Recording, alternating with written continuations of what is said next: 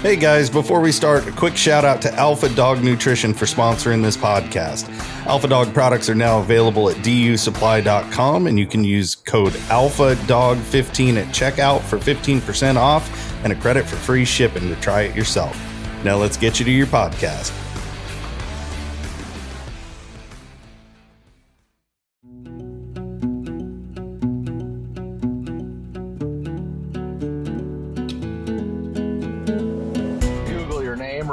To try to check into who they're going to hunt with, and then they see this podcast and listen to it, and it's like, oh well, I don't want to go hunt with these guys. They're just gonna get online and make fun of me after the fact. Exactly. But you could tell some major stories about some of the clients you have to deal with. Yeah, everybody wants to be a guide until it's time to be a guide. There's no doubt about that. I know I was talking with Mark Booth out there at Southern Hound Hunting Magazine, and he came out on that lion hunt. And we actually got to meet in person finally. And he's like, man, until you see what you guys put up with, you cannot prepare. He says, that is not for a big boy. That was not a whole lot of fun. Yeah, it can just be, there's definitely times it can be a nightmare. I mean, that's, I would say 50-50. You get guys that are really prepared to be there and dialed in and good to go. And you get the other half of them that are. But you hunt with buddies, so I mean, like, you should be prepared. I think and it might not even be 50-50. It might be closer to 60-40, 70-30. Guys that aren't fully prepared. You just, the average client you get on any sort of Western hunt, they're coming from, usually the East Coast or down south or.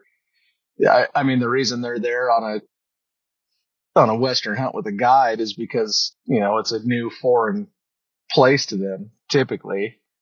And so it's an adventure. A lot of guys are definitely not ready around for that. And the Idaho Panhandle can be a pretty unforgiving place. And so there's only so much, I guess, that you can do to prepare for that.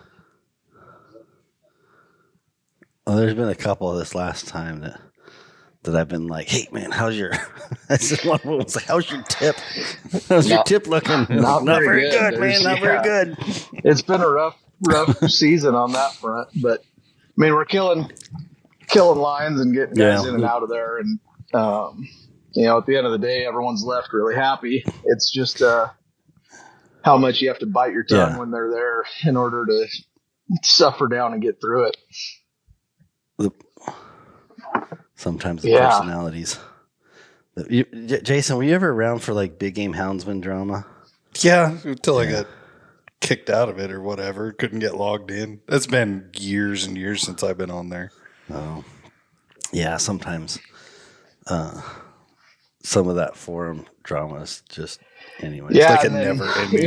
It never ends. When it goes from the internet into real life, which is a pretty rare occurrence, I think, to happen. Yeah. But when it does happen, I wouldn't say rare. I wouldn't say rare. You're a lot bigger in person. Yeah, it's amazing what some guys are like once you get them away from a keyboard and standing there in front of you. Exactly. There's been some good stories. We can't go into all of them, but man, I'm like, dude, one of these days there's going to be a statute of limitations with your clients, and they'll be long forgotten about you. We can talk about stuff, but it would be good. Like, just get a whole bunch of guides together, and just open. Maybe we'll like alter voices and stuff. Yeah, right. We can do like the voice change over there. The voice scratcher. There's some podcasts out there right now that are doing that. And we could do that, like the whole voiceover, where you have the voice, like nobody can know who this is. It's awesome when you listen to a podcast and they've been running the whole voiceover thing and making somebody out to be something they're not, and then you might by chance just get to lion hunt with them, and they show up in person, and it's like, oh, okay, well, Oh, Oh man. Anyways, let's get to the topic we were starting. we weren't going to talk about that. We're like, I got a message, James and Jason. I got a message, and I thought, man, this is a really good podcast topic, which is cold weather, and what. And so let me see if I can find that message to. It was good enough. He told me to write it down. Yeah, I was like, good evening. I'm contacting you regarding issue 200. So any time it gets colder than negative 10 degrees, my GPS has been shutting off without warning. So 10 degrees Celsius? Negative 10, yeah. And so, which would be... You did the math earlier. God, I don't even know. I don't even have my phone with me. Below 50%, it would shut off. And so... 0 is 32. And when I was looking at Garmin's specs, You're talking available battery capacity. Yeah. Where the hell did my printout go? Anyways, so I want to let you guys take a topic on that, but I want to go I've got some printouts that I'm going to go grab off the printer here in a minute. But basically running these things in cold weather, they're shutting down. So I was calling, I know James hunts up there in the Panhandle, Idaho, and it gets cold.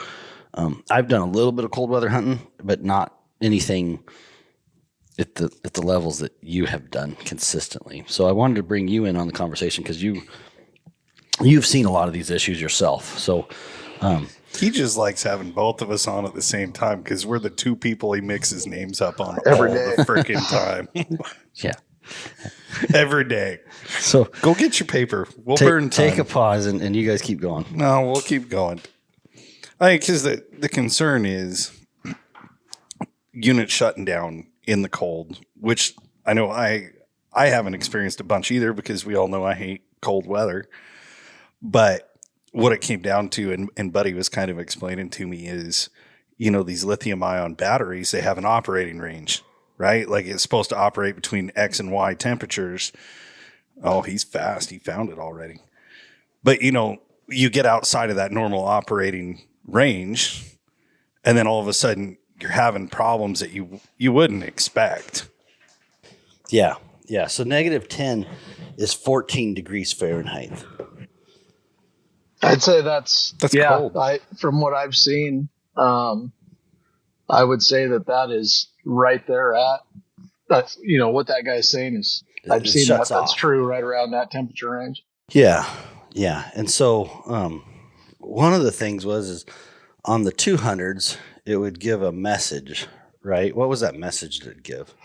It would tell you that you're operating something about it was a warning basically, similar to like when your phone gets too overheated, hot to charge, yep, or if you have moisture in the port or whatever, it give you a warning telling you that you were operating outside of the temperature range and battery life would be affected. Right. And then on the 300, it just shuts off, right? It just shuts off. I mean, it just turns the screen off. Yeah. So, and what it sounds like, reading the feedback is the 200s are now doing that too. Where instead of getting that warning message, they're just getting shut off. They just turn off. And so, I don't know if that was a software issue or what, but the question was approached to me, which was like, why is this happening? You know what I mean? Basically, if I read it, it was like, I'm interested to hear how this can be remedied because I can't hunt not being able to trust that a dog isn't going to get killed in traffic or on ice when these things quit. So, like, I understand the frustration, and my first thought, like when I read that, I'm like, okay. So I go to the specs and I go, okay, well, Garmin's answer is going to be, well, we didn't design it to work outside these temperatures, right? Like lithium ion batteries has its limitations, and just make sure you use it in the operating temperature. probably not the answer that most people want to hear. AKA, yeah, we're not going to do anything to fix that. Yeah. I mean, I'm speaking for Garmin, whatever, if somebody wants to call, but I'm just pretty sure when I look at it and I go, yeah, Garmin's not going to be, they're telling us what temperature they've designed these for. And they're just saying, hey, you got to use it in these temperatures. And so if you're hunting, if you're guiding up there in Idaho, James, that isn't always. Just turn the heat on. Yeah, not going hunting is not exactly the answer that you have. Yeah, I don't really get that option. Yeah. And on top of that,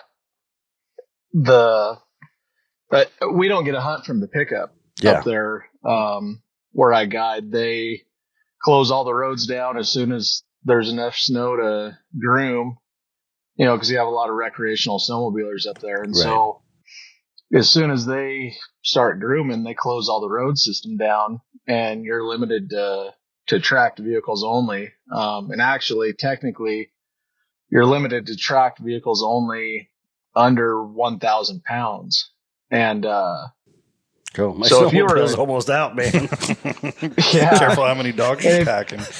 Does it count the rider, James? Does it count rider or just the sled? I think it's whatever's stamped, I think, on the sled or, the side-by-side or whatever it is you're using. But if you were a normal guy and, not the outfitter up there in the unit, you could get away with running, a big side-by-side on tracks and whatever you want, or a four-wheeler on tracks or whatever. I mean, we see a ton of it, but you guys have a use permit from the Forest Service, so you got to be careful. We have a Forest Service use permit, and we're, we got to abide by those rules, and we're held pretty strict to them. And so you're pretty much at that point, side-by-sides on tracks are out, and you're on a snowmobile. And not to mention the side-by-sides on tracks, you just don't get to where you need to be fast enough a lot of times. And that, we're hunting in really wolfy country up there. Close proximity to highways at times, close proximity to open water or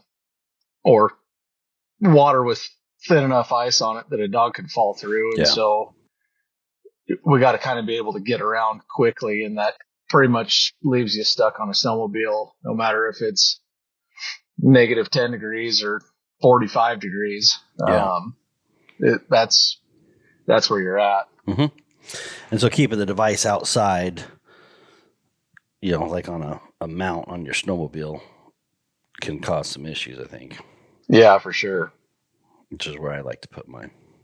What got me, though, is you shifted gears so fast from the question of the handheld. Like, you instantly went to, what about the collars? Yeah, and I want to talk about that. I don't want to jump there yet, but that was my first whenever, and I'll touch on that. So somebody was, basically complaining about the handheld shutting off, and I was instantly like, that's easy to fix. Right. Let's warm that up with your body. I said, what happens when those collars go low? You know what I mean? Like, and talking to you, James, you said the same thing. Yeah, that was a conversation that I just had actually yesterday morning with the guy that I guide for. Yeah. So I just want people to stop and think about, we're talking about cold weather conditions. And right now, what started this conversation is the handheld. But the really, I don't want to say scary because, I think it's something that mitigated. But if you're hunting them cold conditions, you should be thinking about that collar more than you should be thinking about the handheld. Because once you warm the handheld up, you're going to turn it on and you're going to go get your dog. You know what I mean? It is frustrating. I'm not saying it's not frustrating when that handheld turns off and, you got to refire it back up, and you may have to do that a couple times if you're not keeping it warm. But if that collar turns off, game over. There's no warm that collar up and get it turned back on. You know what I mean? Like it's off. It's not going to just fire back on. So everybody that is thinking about this right now, that hunts in them cold conditions, the only thing keeping that collar from shutting off the dog is the heat from the dog. So let's have a discussion about the collar a little bit. So I want to touch back on that collar, because that's the part that scratches my head and goes, there's the risky part of the whole deal is, if a dog stays overnight, you know what I mean? Like, there's just a bunch of different scenarios that guys should be thinking about. So, but going back to the 200, the 300, the handheld, what causes that to happen is it's basically the batteries, right? Like even phones. Lithium ion. Yeah. So what you're doing, James, if that people want to just, you put that device inside your jacket, right? Yeah, if it's really cold, and a lot of times I don't necessarily notice it until it has shut off.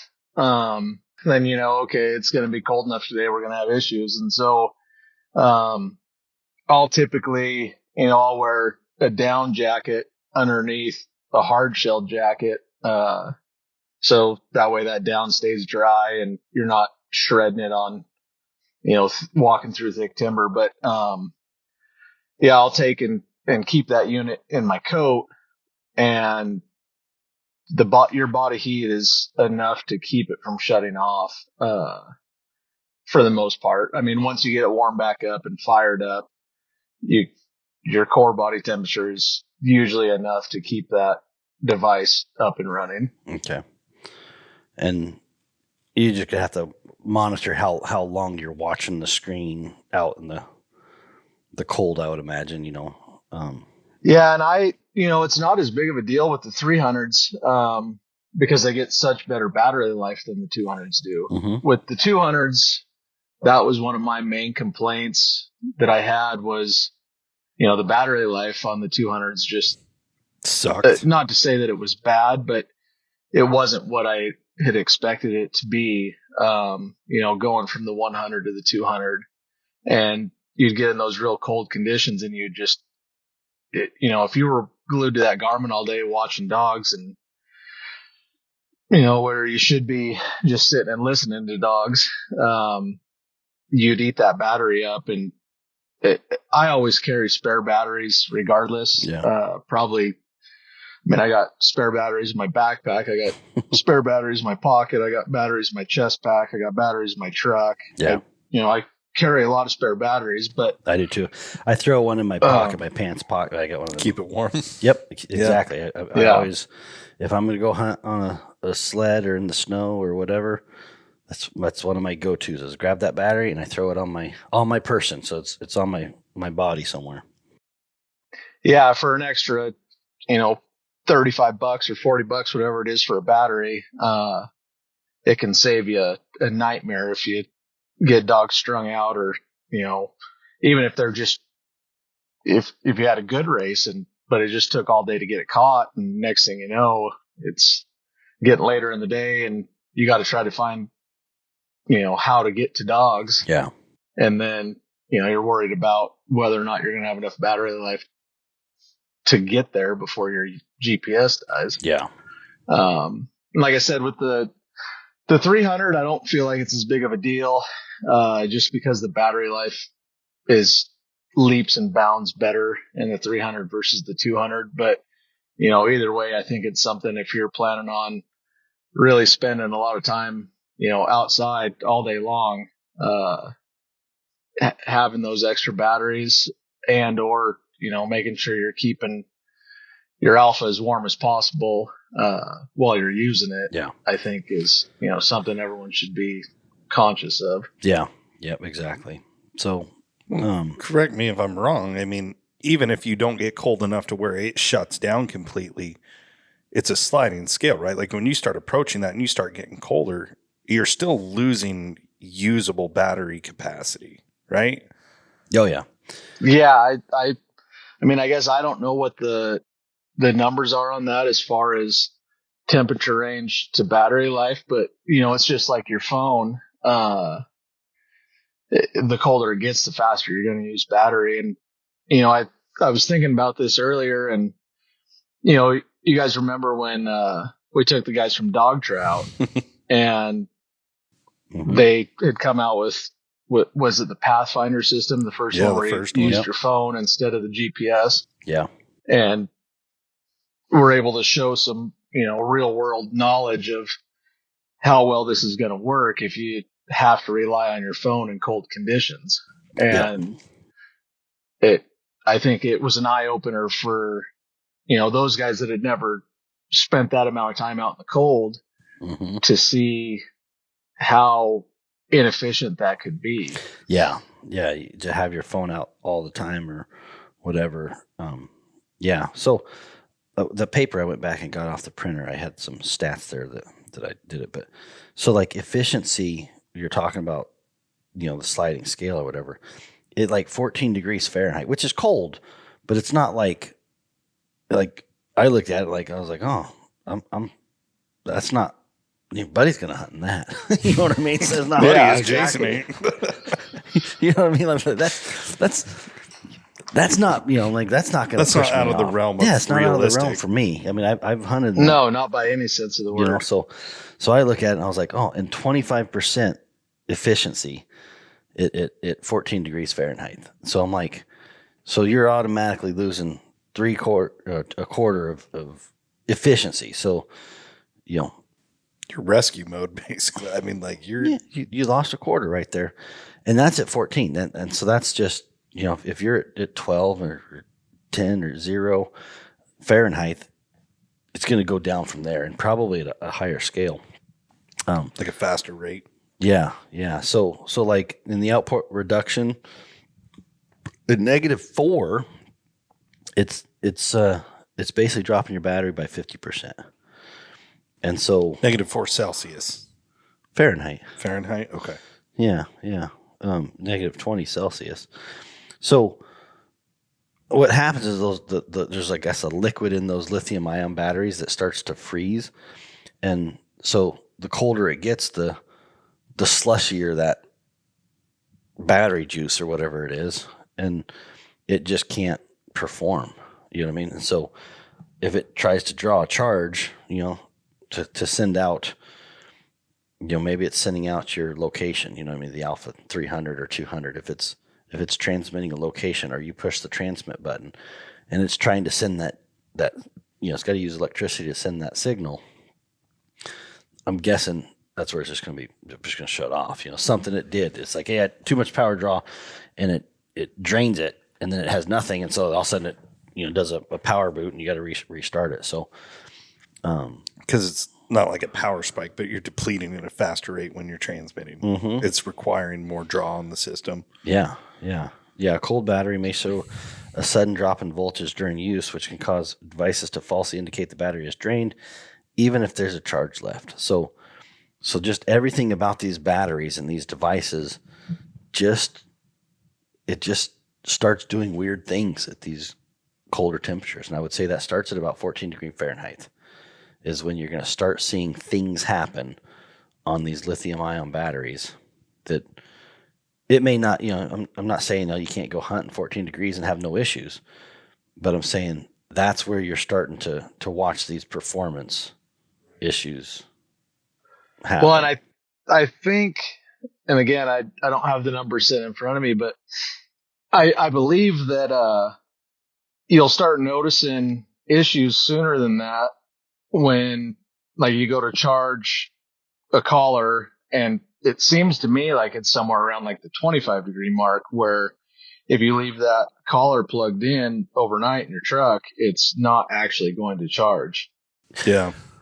Yeah, charging is a whole different game. Like charging, they want it to be 32 above 32 degrees for charging speeds drop significantly at 32 degrees. So like, okay, I knew it was somewhere around there. Yeah, so for charging, you're absolutely right. Charging is much different than using on the temperature. And I mean, again, it might charge at 25. It might, I'm not sure if they got this line that's like, oh, here or whatever. But I do know that they list in the specs, and I should have had the specs for the Alpha printed out, but they had a charging spec, and that was much closer to like Jason temperatures. Yeah, right. Like it's in the realm of I might see a problem. Yeah, Jason's hunting temperatures, not James's. Yeah. I'm right in the middle. I'm at that point where you're starting to feel good, when you're drinking. There's safe, and then but he's there's got not a cold safe. temperature buzz. Yeah, exactly. I'm right in the middle. Like that 14, where you start seeing the problems. I'm like, we're gonna roll the dice today. We're gonna go, but so yeah, if you're hunting them cold temperatures, like keeping that handheld warm, or at least not freezing. I don't want to say warm. It's not like you have to keep it 70, but I think there's some things you can do. Use your body heat would be the first one. You could take and like you and I talked about earlier. There's whether it's FHF gear or Kafaru or Stone Glacier. It seems like everyone out there now has some sort of a pocket or accessory pouch kind of designed for electronics. For their phone. It's for their phone, James. Yeah. For their selfie. Where you can selfie machine. Where you can take and it's like a dual zipper deal where you can put one of those little hot hands deals inside of it and then, stick your electronic device in the other pocket and it keeps it warm enough that the battery, that's what I was stays thinking. Charged. It was like a hot hands or something. Yeah. On the back of it. Yeah. But, typical houndsman deal, like guys don't complain about, no one's calling Apple and saying, oh, my phone doesn't work when it's cold outside. But if it's a dog tracking issue, guys are going to act like it's Garmin's fault and they should have better equipment out there to fix the problem. Yeah. Yeah. I think sometimes we forget the technology that we have in our hands is really limited. And so, you're not trying to use your phone out there as much because if it's that cold out, it's going to go dead before you get home. Right. Like, because that's what we do.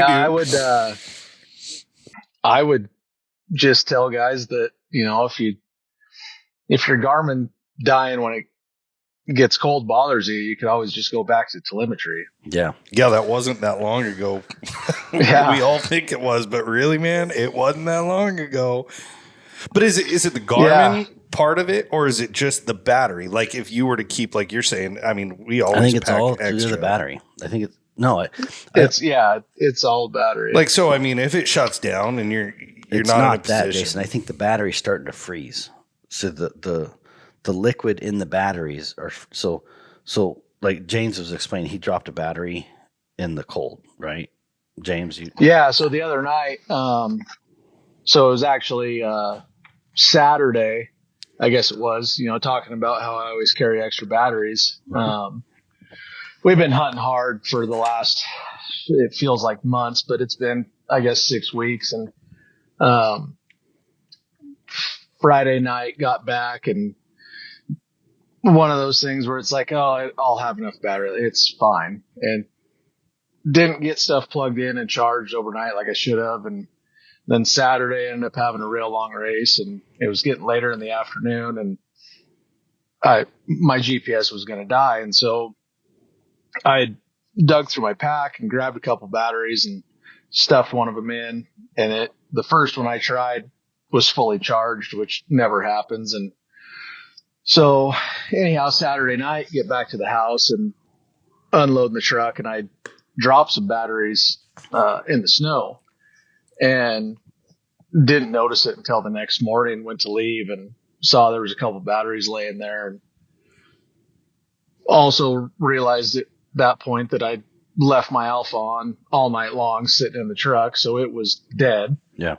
And grabbed one of those batteries that had been laying in the snow all night and go to put it in, and of course it is still saying it's dead and not turning on. And it was as simple as so the device wouldn't even turn on. Batteries. Like he couldn't get the device to turn on at all. It was like the battery was just completely dead.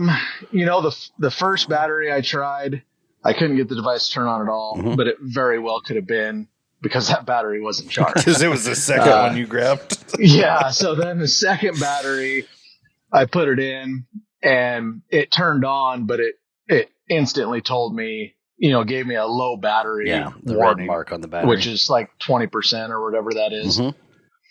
And so I threw it up on the dash and let it warm up, drove to where we were going to unload sleds and start hunting for the day. And by the time that battery had warmed up, it was back to 100%. I had full life in that battery. Yeah. So does that answer your question, Jason? Yeah. So I mean, like a guy could keep a battery in his pocket, Well, like your backup battery. If you had a warm keep battery, but it's not the battery being dead. It's the battery. No, that's what I'm cold. saying though. It's being cold though. So like, say you had an extra battery in your pocket and you're hunting on that fringe, like where you might go hunting. You know what I'm saying? And it goes dead. You could swap out a warm battery, get it up and running at least for a while, and maybe warm that other battery up. Yeah, and have some life. It's surprising, and we can talk about this more when we get into the collar thing, because I've been kind of playing around with some thermometer sensors this winter, getting an idea of how much heat a dog's really putting out. Yeah. But it's simple as just throwing it on the inside of your coat pocket. Yeah. There's you're losing enough body heat that I don't think the average person's going to notice that, it's dying due to cold. It doesn't take much to keep that thing warm enough to where you don't run into problems. Yeah, exactly. If you just, when you're done looking at it, put it back inside your jacket. Yeah. And just let it sit there for a couple minutes and then pull it back out and look at it and put it back. You know what I mean? Like, I think realistically, if you just store that alpha, because I don't even think it's not just the battery, but the whole case, all that component of the alpha is just going to suck the heat back out of that battery if you just swap the battery. The alpha, if the alpha is, negative, 0 degrees, and you throw a 40-degree battery in there, that alpha is going to immediately start cooling that battery right down. Right. And so it's like, I would just try to keep the device warm. So, but yeah, it's and it can come back. The batteries, once they are frozen or whatever, you can warm it back up and you're going to watch the battery life come back out of it, because it's kind of like, a frozen milk jug or whatever. You know what I mean? Like, if it freezes, you can't get any milk out. But once it starts de-thawing out, you'll start getting a little more milk, you know what I mean, or whatever, water, milk. But same type of thing. It's you can get the juice back out of it a lot of times. One of the things I think that I was looking at when I was doing some study here was battery warm-up matters. Warming up lithium-ion batteries to its operational range, which is 68 degrees Fahrenheit, so 70 and sunny. It can restore up to 90% of its capacity. So essentially, you know what I mean, like cooling it off and just warming it back up. Jake's throwing that back on his dash and getting it back up to 60, 70 degrees. You restore that 90%. You almost come back from it. So it's recoverable for sure. But the one thing that we haven't touched on and is definitely more important than your alpha not working is the dog collar issue. Yeah. So let's talk about that. Let's talk about the collar. I was having this conversation with a guy that I hunt with, and actually just yesterday, and I'm running TT25s with the extended life battery, and I really like the size of the 25 with the regular battery that comes on it. I think it's a really, really nice size on a dog.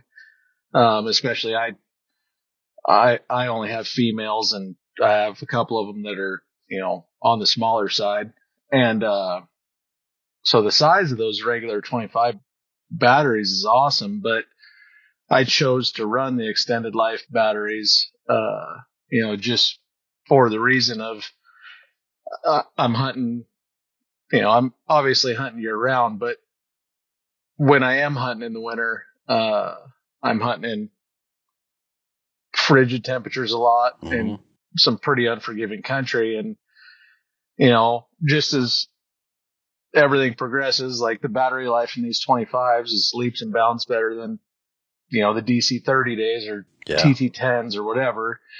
But, I still try to, at the end of the day, that the dog's safety and getting them found and out of the woods and not losing one is, my main priority. Yeah. And so when I looked at it, it's like, well, you can run these extended life batteries and it's going to give you, whatever that percentage is more of being able to find a dog if you lose one. Mm-hmm. But that's what led me to running those extended life batteries. And the conversation that we had was, why are you running those bigger batteries when these collars are already so much better than what we had? Yeah. Yeah. So in it's the asking past, you why you're running extended life batteries. Yeah. So it's like, man, you can get, I don't know how many days it was, like 3 days out of a standard. 3 or 4 days out of the regular one. And you're seeing, seems like around 5-ish out of the extended life battery. Mm-hmm. But in warm conditions. Yeah. That's running at like room temperature. Yeah. Yeah. That's the reason why I'm running those extended life batteries is I try to never have to leave a dog out overnight anymore. But if you had to, and you were in that cold temperature and you lost 50% of your battery. Exactly. 50% of 5 days is 2.5 days. 50% of 2 days is 1 day. You know what I mean? Like, yeah. And so mm-hmm. I've been actually playing around with a little bit this winter. I'd bought some thermometer sensors. They're made by a company called Govee, or it's Govee, mm-hmm. and they make these tiny little sensors that you can download an app and monitor it from your phone. It's giving you, humidity, barometric pressure, temperature, and it tracks for, I don't know if it's on an hourly deal or 10 minutes or whatever, but it'll follow and give you a chart of, what that sensor is seeing weather-wise and what it's reading. Even after the race, so you could put it on there and then you can download the information. I'm not running them on the collar itself. What I am doing is I have them in my dog box. Yeah, no. What I'm saying is can you just as a test, could you put them on a dog collar, run them on a race, and then get the thing back and then download the history? Yeah, you could. You could definitely tape one of these things right to a collar. What I've been using them with is I insulated my aluminum dog box, and I was always kind of curious of, how warm are these dogs staying? Yeah. And compared to sleeping in the dog box overnight or sleeping in a kennel in a doghouse overnight. And so you're just kind of monitoring, how much heat. So let's these talk dogs about that a little bit. What did you find? Like, is it warmer than you thought it would be? Yeah, it's a lot warmer than I thought it'd be. And so that's kind of what I'm getting into is I was surprised at how much heat those dogs are putting out. I got a solid aluminum dog box and I insulated it with just, I can't remember if it's 1/4 inch or if it's 3/8, but just foam board insulation. Mm-hmm. And I actually painted the floor with a rubberized Flex Seal coating just so they're, if they get down below the straw, they're not laying just on bare metal. Yeah. And I was really surprised at how much of a difference that made. And then, on top of it, I got this insulation in there, and I didn't really expect it to make that much of a difference. And really in my head, it was more like, well, at least they're not leaning against this cold aluminum. Yeah. And when you're guiding and, you're relying on these dogs day in and day out, for, maybe 10, 12 days in a row without taking a break, mm-hmm. a dog can burn a lot of calories shivered in their dog box. Yeah. And the recovery, of a the dog recovery. Warm, I mean, being warm, they don't bounce back as fast. Yep, exactly. If they're sitting there shivering all night. And so I got these tiny little sensors, and they're like a 1 inch by 1 inch square. Mm-hmm. And I built some brackets to where I could bolt them to the wall in my dog box, and my box is divided. And so I put one on each side and didn't expect, cause I have an odd number of dogs. And so part of me was curious on, how much warmer the 2 dogs stay, or the 3 dogs on this side staying compared to the 2 dogs on the other side. Yeah. And that was actually a lot closer than I thought it would be. The difference in 3 dogs in one half of the dog box versus 2 dogs in the other half of the dog box, it's only, maybe 2 to 3 degrees difference between the 2 of them. But what I was really surprised of, and I've been tracking this consistently every morning since we rolled into this lion season, is in that aluminum dog box with just, a thin little bit of insulation and then obviously straw on the bottom of it. At a minimum, I'm seeing 25 degrees difference in temperature. So From if the it's outside? 32 degrees out, what's that? From outside temperature? From the outside temperature. So 32 degrees outside, when I get up in the morning and check that, my dog box is right around 55 degrees inside. And as it's warmer, like at 40 degrees outside, I had one day where I hadn't been driving, woke up in the morning, first thing, it's 40 degrees. It was 72 degrees inside that dog box. Oh, wow. And so it was a 32 degree difference with the box being insulated and sealed up real tight. But on average, you're seeing between a 22 to 25 degree difference in temperature just from the heat that those dogs are putting out. Yeah. And so as long as, say you do have to leave a dog out overnight, as long as that dog kind of curls up and lays down or whatever, when it stops running wild, you're going to probably be okay on that collar, that battery not dying. Yeah.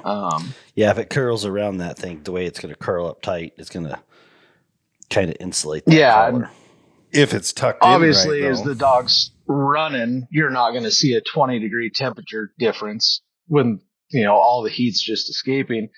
But I do think that if you put that sensor on the collar, you'd probably be really surprised at how much warmth that collar is pulling off the dog. Yeah.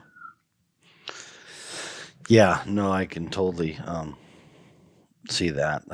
It makes me think, just as an engineer, as a technician, I'm like, man, I kind of wish the battery was on the inside of the collar, not the outside. Right. To be honest with you. Because if that collar rolls, I mean, obviously it's still pulling a bunch of heat off of the dog, but if that collar's not tucked and it's more exposed to the outside, you think that would affect it much? I don't know. Like I said, I just know the battery's exposed. And since that's the most, right, I'm like, if I were to design a cold weather dog collar, something about running shock prongs through a battery is probably why they put it on the outside, huh? I don't know.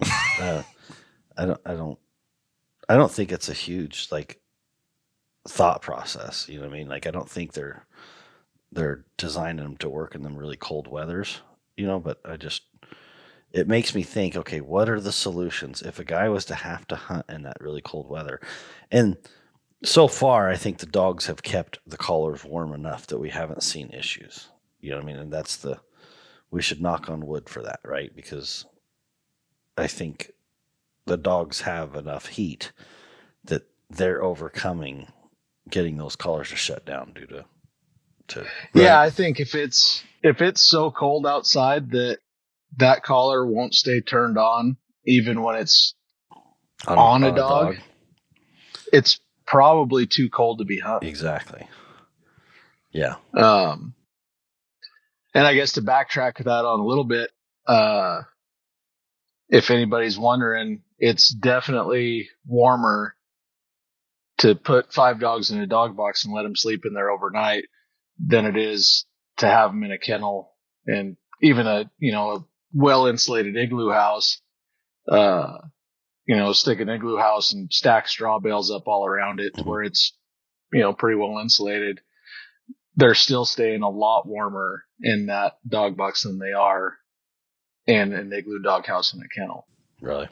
Well, I think that. Yeah, about twice as warm. It was. I tried it for a couple nights, and the inside of that doghouse would be about 10 degrees warmer than the ambient air outside versus that 20 to 25 degrees warmer inside the dog box. And I think, unfortunately, like, you don't think about that dog box being real warm, even like non-insulated. If you've got them closed up and there's not airflow through it, I think, I get sketched out, like leaving a dog in a box. Even when it's cold outside, it is, I've noticed, a ton warmer. I mean, that's why you get the condensation inside those boxes, in it. I just remember a specific instance that, I think dogs just overheated in that situation, left them overnight. And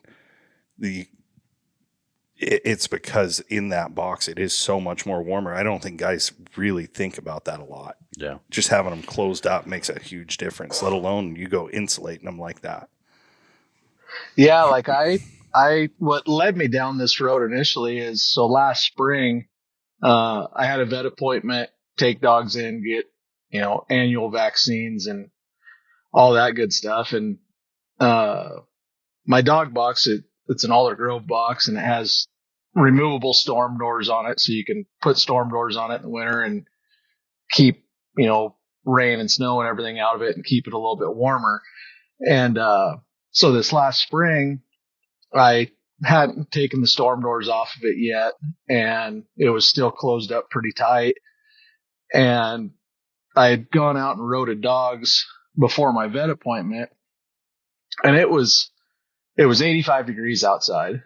And where I live right here, I can be from roding dogs to in town at the vet in a matter of 2 miles. And so I'd rode dogs, threw them in the dog box, ran down to the vet clinic and pulled the first dog out to go in and go through its round of shots. And she was panting pretty good.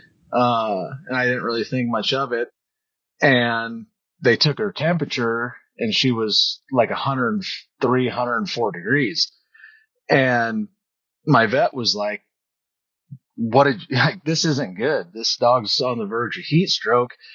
And, so she grabbed rubbing alcohol and put it on her paws and was getting some heat dumped out of her, and she cooled down pretty fast. But that was an eye opener to me, is, it was 85 degrees outside, but that dog box is sitting in the direct sunlight and then being sealed up real tight, and then roding dogs and putting them in there. Even for a short trip, you're just like, I'm just going to go.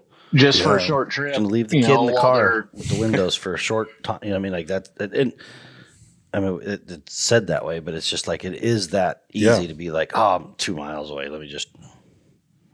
Exactly. Yeah. And so that was when I started studying up and found these little thermometer sensors, and it's been super handy. I mean, you get a 3-pack of them for, I want to say, $40, and I've been pretty impressed with, the information you can get off of them, and you can get history. So if you could figure out how to attach one of those to a dog collar, you think you could get the history of what that temperature on the outside of that collar is?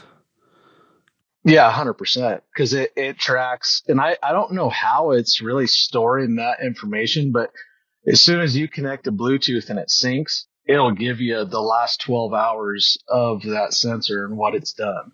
Really? That's pretty cool. What's the temperature running over there right now?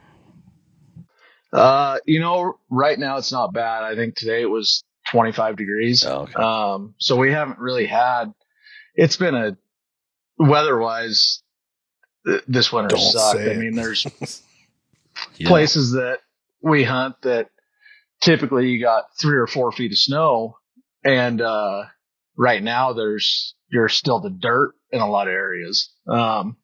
It's been a tough year on snowmobiles because up high there's enough snow that they're grooming, and they closed all the roads off down low, and there's a couple places in particular that we go through on a regular basis. And right now I'm burning through a set of carbide skigs in about 4 days on a snowmobile because having to ride so much asphalt to get up to where you need to be.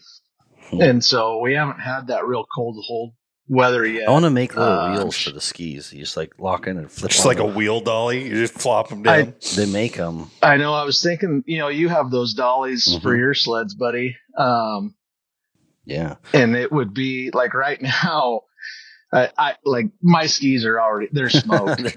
What's a set of skis cost?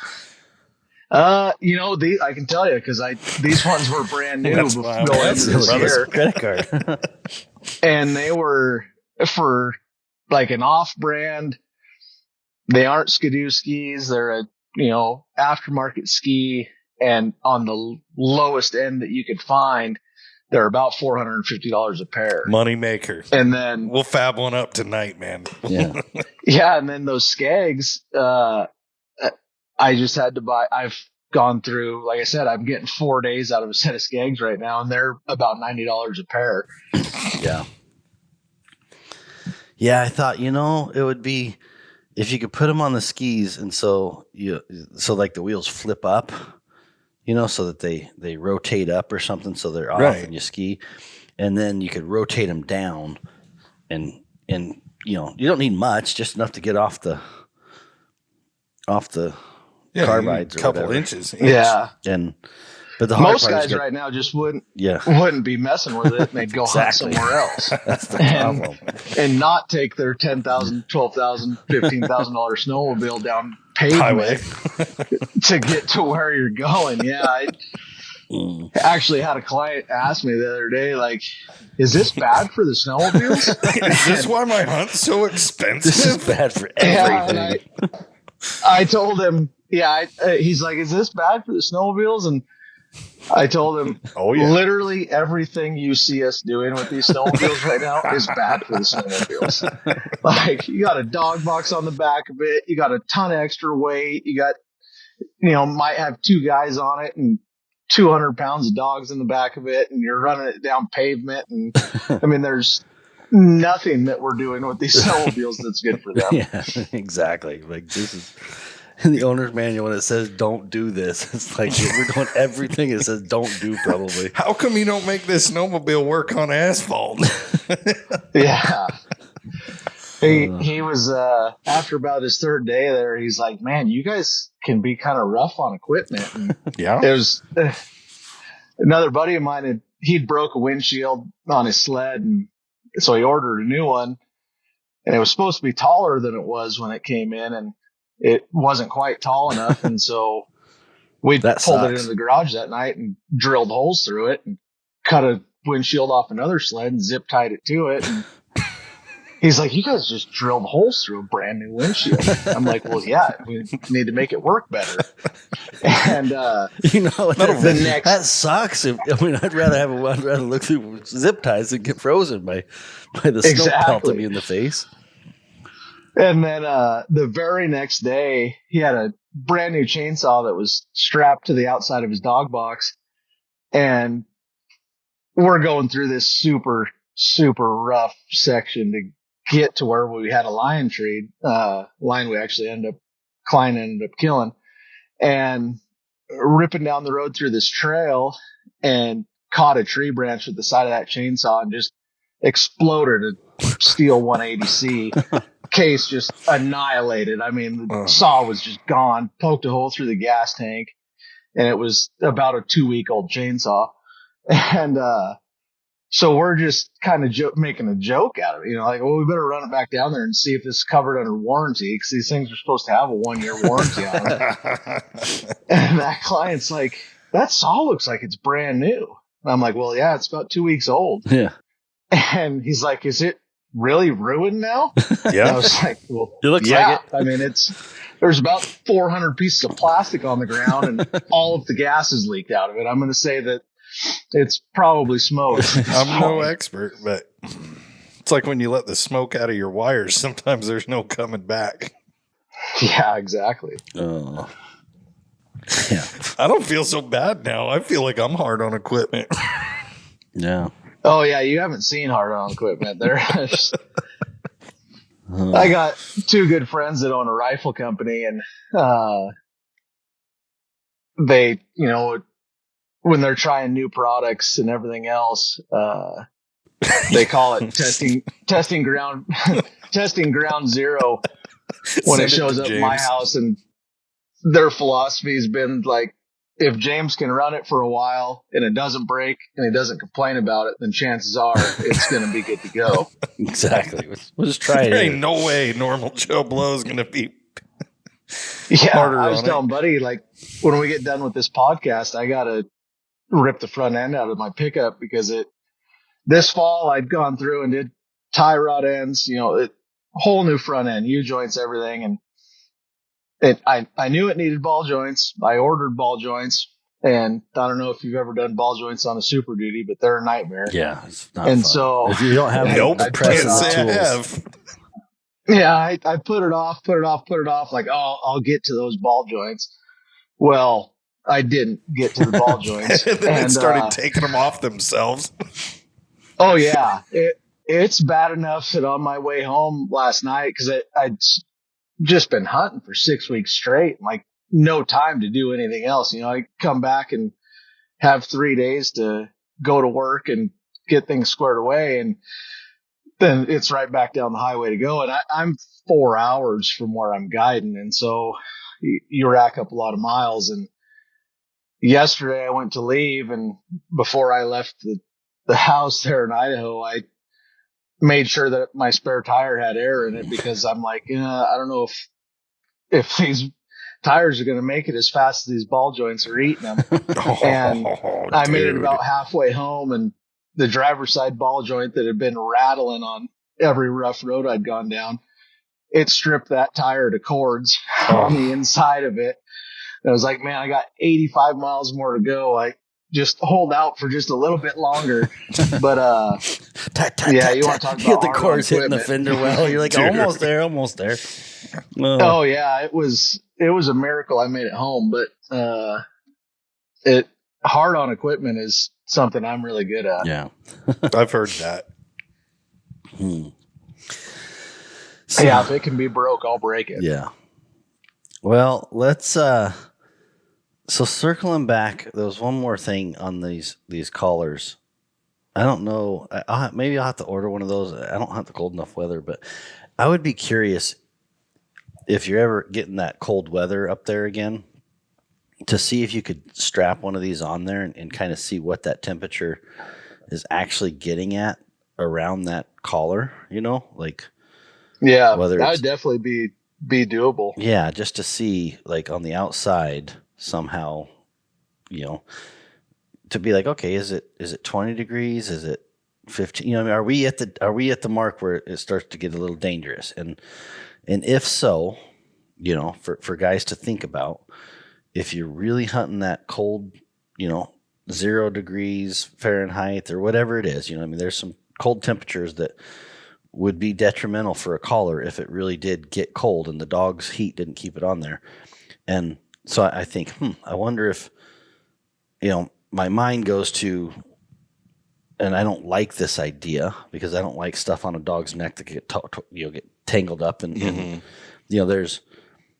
we could cause more of a problem by getting a dog tangled up, if you put shit around the collar that's not tight, that a stick can get lodged underneath, but basically like a jacket for the collar that keeps it allows the heat to access the collar. You know what I mean? Like a insulated collar cover of some sort that just like attaches on and comes in on that collar. And again, I don't need it because I'm not hunting that cold. So I'm not saying. You think it would have to be insulated, or just something to create a barrier between the ambient? I think lightly insulated. I think it wouldn't need to be much. Some type of jacket material that goes on the outside of the collar. And I mean, I don't want to say you'd glue it on, but somehow it you wouldn't block off the dog's neck, right? Because that's where your heat's. You want the heat cover from the dog's neck, but you just don't. You want it to circle. That collar to be encompassed by a little jacket. You know what I mean? Because I was thinking about. Yeah, those. I think even just those little silicone covers. Mm-hmm. I think you'd notice a difference if you ran one of those sensors on a collar without one and a collar with one, I think you would notice quite a little. You'd probably be surprised at what that temperature difference is. Yeah. Or those Garmin, what do they call it? They got these new covers. They have the covers for hog hunting, and that might work. Well, so I mean, like we've got the hard ones, and then there's the Garmin nylon one that encapsulates the ballistic everything. nylon. Yeah. I was wondering if maybe one of them would make a whole lot of difference. I imagine that it would. If it was open, and so the thing is, I would just want to make sure that I cut it open so that allows body heat it's to not transfer. Insulating the dog from the collar, because if you insulate the dog from the collar, if you put the insulation between the dog's neck and the collar, then you could be doing worse. Right. You know what I mean? You want for sure. You want the collar to get warm and to be insulated from the outside. And it wouldn't take much, I don't think. I don't think so either. And it's just for people who are hunting that really extreme, or I don't say extreme, but really cold weather. If you're seeing your handheld shut down, my mind goes to, when does the collar shut down? Yeah. You know what I mean? If you're not thinking that, when that handheld shuts down on you, if you're not thinking, I wonder what the temperature of that collar is right now, and losing a little bit of sleep or whatever to be nervous, you could be, I mean, it would just, as long as you know where your dogs are and you can get to them, great, no problem. But, but if that collar shuts off, you need to have a game plan, and you're gonna come back and you're gonna be piping mad at Garmin. You know what I mean? Like, oh, the Garmin shut off or whatever. It's like, look, very well could happen. You know what I mean? Like, it's not going to be a question of, we just need to replace the collar, because it's a technology. It's not even I don't want to say a technology problem. It's just, it is what it is. They're designed to work within a certain. Yeah. So that was just my thought whenever I was reading that question and talking about it. And I was like, man, what is the temperature of that collar? What's the temperature? Because we know what starts happening at around 14 degrees Fahrenheit. And if that collar starts getting below that 14 degrees Fahrenheit, it could shut off. And yeah, exactly. And when that shuts off, are you prepared to recover your dog? You know what I mean? Because, I mean, that is not fun to be out that cold. No. And trying to find a dog that cold. Like, I can just tell you right now, it's a lot easier to just be like, yep, it's right there. Let's go pick it up. You know what I mean? It's like, you could, can you imagine running around at 6 o'clock at night, James, when the sun goes down and that temperature really starts dropping, and you got a dog there that in your head could be 40 yards off the road, and you just don't know? Yeah, I can imagine, because I've been there. I know exactly. I've seen me do it. How that feels. Yeah. Hard on gear. You don't want to do that again. So I don't know. Like, if you ever get a chance, it'd be interesting to see if you could get some temperatures there. I'd buy a couple of the sensors if you don't have the extras or whatever. Yeah, that's something I could probably even mess with as soon as this weekend. I'm home for Tuesday, Wednesday, Thursday, and get some new rubber and some ball joints underneath this pickup, and then I'm headed right back to it on Friday, and we're back to trying to fill another line tag. Yeah. Well, especially if it gets cold, even a little bit cold, to just try to get an idea of what. Yeah, and actually this week is it's supposed to be dropping down into the high teens by the weekend for a high. So this is going to be, up until now for this winter, this is going to be our coldest week. Yeah. See if you need something from me, let me know. But man, it'd be interesting to follow this up with just to know, like, what the temperature on that collar is, because we might be flirting with, really, it would be good for us all to look at and go, oh shit, like, we're close to a catastrophic failure, and we need to think about insulating those collars. Or we may look at it and go, dogs are keeping these collars plenty warm. I don't know what the answer is. I really don't. But. Yeah, I'm not sure either. Like I said, I was really surprised at how much heat they were putting off in the dog box. Mm-hmm. And so you might see something similar to that, with just being on their neck too. Yeah. And if you couldn't get the dog back, that night or something, there's a catch-22. One, if it curls up, I think the collar's going to be fine. But if it's running around and that temperature really drops and it keeps going before it curls up, you know what I mean? Like if it shuts off before it curls up and warms up, man. Realistically, if you're having to leave a dog out overnight, it's because chances are that collar's not already working. broken. Yeah. Yeah. Mm-hmm. You already have an issue there. Or very true. But if it's in a spot you can't get to, or you know what I mean, like it. Yeah, you do have those. Something rare to. I mean, I just haven't had it happen. I haven't had to leave a dog overnight. And I guess it all depends on where you're hunting too. I mean, with me and the area that I hunt in, it's so wolfy that you're not going to leave a dog out overnight. Yeah, unless you're gonna. You absolutely have to. But if you're in an area that's not like that, and you're tracking that dog, but you just can't get to it. Yeah. Then you run into that. But yeah, I know with me, the temperature thing on the collar, I'll probably never have an issue with, because if I'm having to leave a dog out overnight to where I got to test and see whether or not that works. No, it's the collar's already broke. I'm more concerned. I'm more interested when the dog's running a track. You know what I mean? Like, yeah, I know curl up's gonna be fine. I'm more interested in a dog running around. You know what I mean? What is that? What is that temperature as the dog's running around when it's 14 degrees and being like, okay, because at some temperature there's going to be a failure. Like, I don't know what that temperature is. Yeah. And I don't want to find out. But if you're hunting, if you were pull your numbers and go, man, it was 14 degrees out and this collar was 14 degrees, I'd be like, I'm going to be really nervous if I'm hunting in zero. You know what I mean? Like, I'm going to be like, man, that collar can turn off at any point in zero. But if it was 14 degrees and you come back and you tell us that collar was 40 degrees, like, I don't think it's going to be that warm, but I mean, like, that's an exaggeration, but I'm going to be like, oh, okay. The dogs are putting out a lot of heat. So I don't know. Yeah, exactly. It'd be interesting. Well, let's, just for peace of mind, let's look into that a little bit and just see. Yeah, we can definitely play with that. And those, like I said, those things are pretty easy I could definitely fit one of them. Shoot me a text when you get a chance. A collar strap. Not that I hunt in cold weather, but I wouldn't mind having a couple. I wouldn't mind. I'd like to put them in my dog box. Yeah, in the summer, I think, because it is warm. Too. I think they are way warmer than the guy wants to think. Yeah. Yeah, and there's I can't remember the name of the company right off.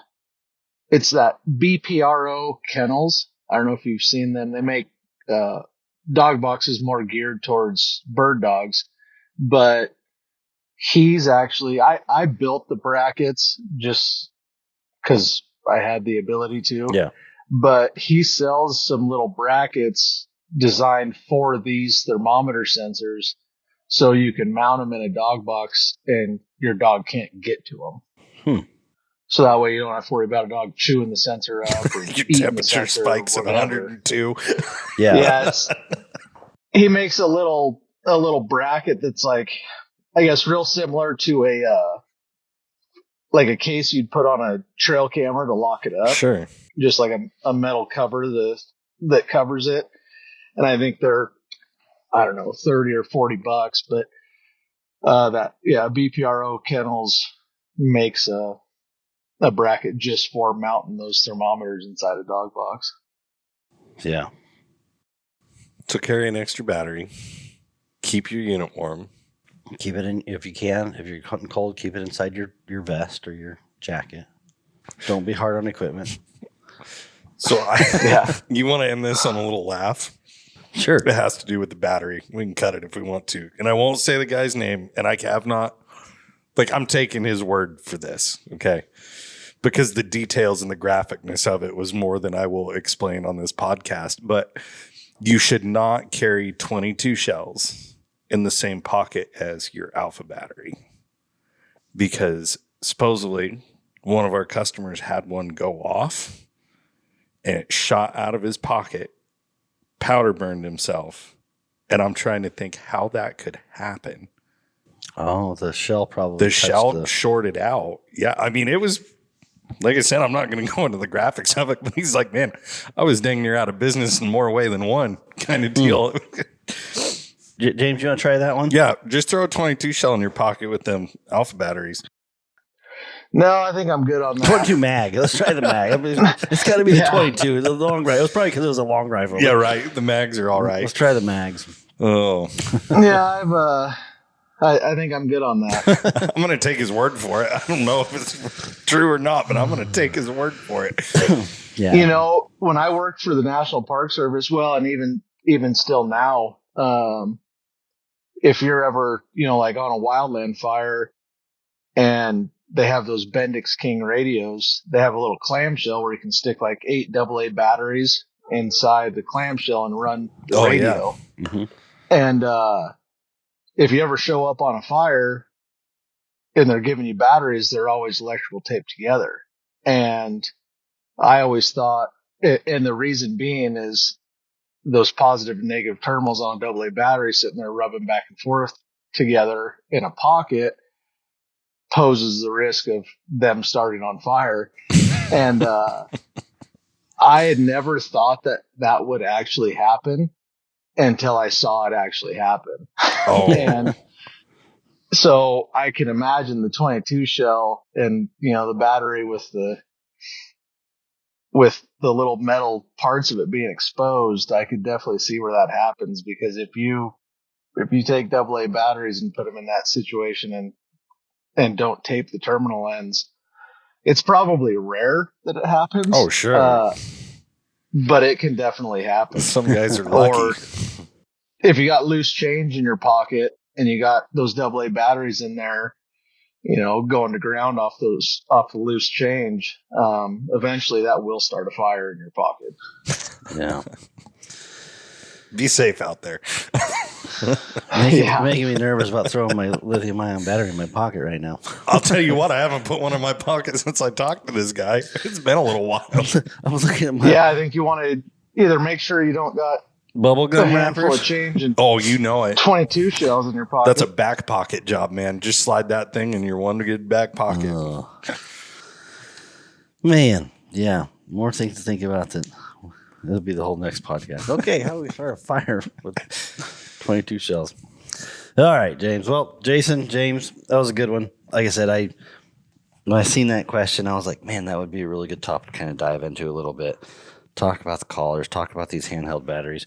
Hopefully, I'm not going to tell you we gave everybody solutions, but we just make people think about some of these extreme situations if you're hunting in the cold that you should really just spend some time thinking about, because there is some risk there. What's not working isn't always broken. Yeah. So, all right, James, we'll go get some ball joints. Have fun with that. Talk about that later. Super duper time. It's a good thing that it's a non-insulated shop that I have to work in, and it's 27 degrees. Everything's funner to work on when it's cold. You Yeah, got right. A press there. Yeah, I do. I don't think I'm going to need a press to get the. You do now. I'm 99% certain that They're I gonna get fall this out. driver's side tire off and get it off the ground. The ball joints are just going to fall out of it. Shake it. It's that other side But, you got to worry about. But going back in, I'm going to need the press. Yeah. But yeah, I don't think I'm having any problem getting the old ones out. I think they're going to fall out on their own. The technical term is wallered, I Yeah. think. Yeah, it's like the only thing, like driving back, I've had Toyotas that you lose the lower ball joint on them and you slam a tire through the fender. And if anyone's never seen that, you haven't drove It's a Toyota impressive. enough, I guess. But I've done that more than once and had just a complete failure and run the tire through the fender.